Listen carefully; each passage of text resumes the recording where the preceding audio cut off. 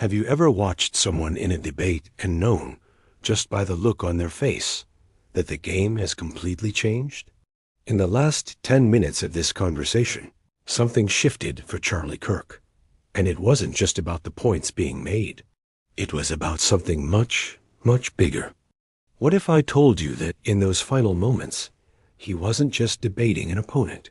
He was revealing his entire playbook. This is Charlie Kirk, founder of Turning Point USA, a political organization that has become a dominant force in conservative youth politics. He's built an empire on a simple, powerful idea.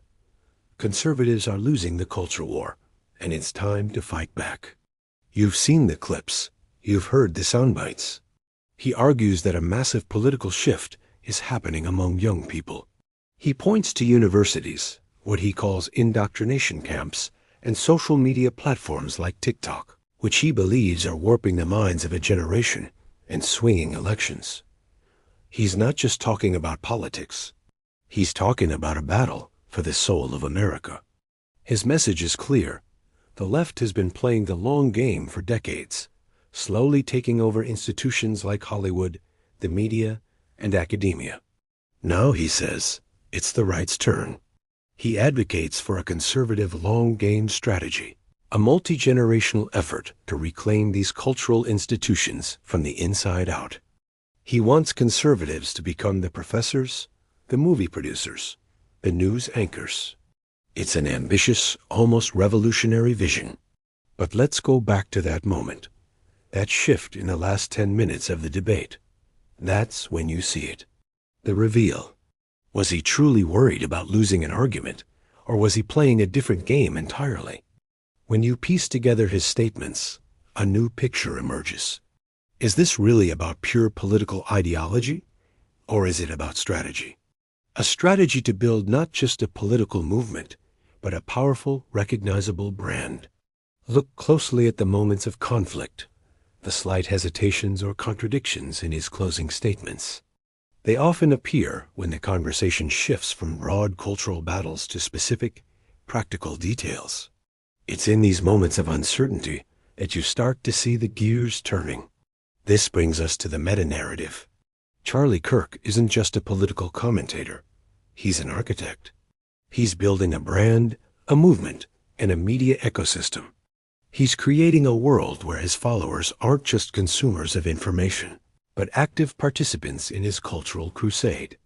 And to understand this, you have to look behind the curtain at the business model of Turning Point USA. It's not just rallies and campus chapters.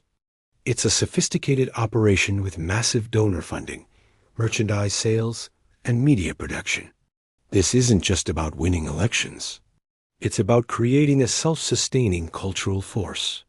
The organization hosts massive conferences that feel more like rock concerts than political gatherings, with high production value, celebrity speakers, and an energy that's designed to be infectious. This model ensures that the movement doesn't just rely on the political cycle. It has its own momentum, its own revenue streams, and its own star system. So, when you see a clip of Charlie Kirk looking stressed or contemplative, ask yourself what you're really seeing.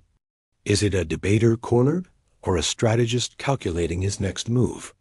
Is it a man fighting for his beliefs, or a CEO protecting his brand? The lines are blurry, and that's perhaps the most fascinating part of his story. He's weaponized the very tactics he accuses his opponents of using, creating a parallel cultural infrastructure. He's not just in the business of politics. He's in the business of influence. The culture war for Kirk isn't just a battlefield of ideas. It's a marketplace. And in that marketplace, his brand is one of the most successful products on the shelf. The question isn't whether he's winning or losing the debate. The question is, what is he building while we're all busy watching the fight? That 10-minute reveal wasn't about the end of a conversation. It was the beginning of understanding his entire strategy. He showed his hand, not as a debater, but as a builder of a new conservative machine. Thanks so much for watching. If you found this analysis interesting, make sure to like, subscribe, and hit the notification bell for more deep dives. Let me know your thoughts in the comments below. See you in the next one.